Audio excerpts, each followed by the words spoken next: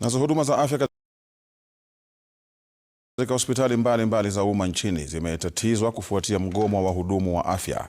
Katika hospitali kuu ya Kenyatta, huduma zimetatizika baada ya wauguzi kuanza mgomo wao rasmi hii leo, wakilalamikia kutotekelezwa kwa mkataba wa maelewano wa mwaka 2025-2029. Katika kaunti ya Mombasa, kina mama waliojifungua ni miongoni mwa wale walioathirika na mgomo huo.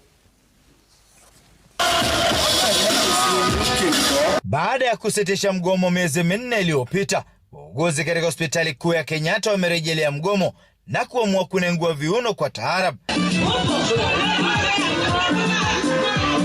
Raha ya uswahilini iliyoandamana na mduara wa wauguzi wakiwa na mabango ili kushinikiza serikali kutekeleza mkataba wa maelewano wa mwaka 2025-2029.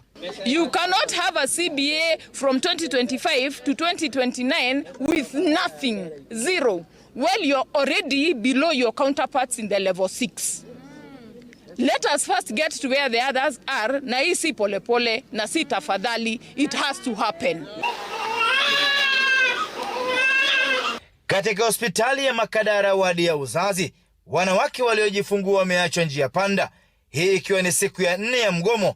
Wengi wao hapa wanasema imekuwa vigumu kupata matibabu, vuta ni kuvuta hii ikilemaza huduma kwa kina mama waliosalia hapa na watoto. Hawapiti wakamwangalia kama anaendeleaje, maana tangu tupewe hakuna daktari mwenye amekuja akaangalia mtoto kama anaendelea vizuri, na ni mtoto ni wa nasari huyu.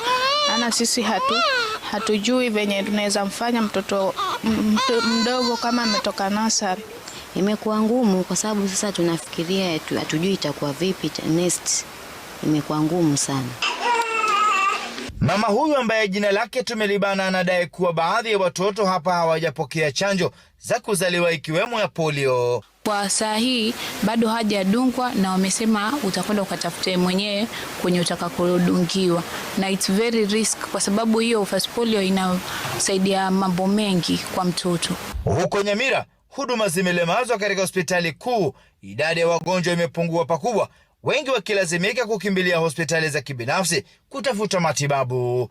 Katika hospitali ya Embu hali ni sawia. Katika kaunti ya Busia wamefanya maandamano ya amani wakidai kuwa serikali ya kaunti hiyo imedinda kutia saini mkataba wa maelewano. For more than 6 months, the County Public Service Board has neglected their duties and responsibilities in ensuring that a document that was supposed to be signed in by February 16th has not been signed to date.